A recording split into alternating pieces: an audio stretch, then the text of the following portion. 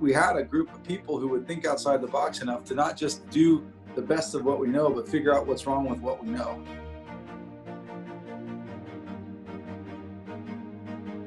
Figured out a better way to look at it. Privileged enough to be able to be a part of developing a new technique that dramatically and reproducibly improves outcomes and reduces pacemaker rates, undoubtedly helps to keep patients a healthy step ahead. I'm James Harvey. I'm an interventional cardiologist and the director of the structural heart program. But we have a wonderful team. As you know, I often brag about the most efficient cath lab in the country. So, but here they're nicely positioned on either side. It looks kind of like a keystone, like the Keystone State, right? But we're really changing how this is done, and it's having dramatic impacts on not just locally but the world. The best part about these results is that they're really not achieved by an individual. It really is. It's the team, and it's a team of excellent, capable partners and staff that makes it entirely possible.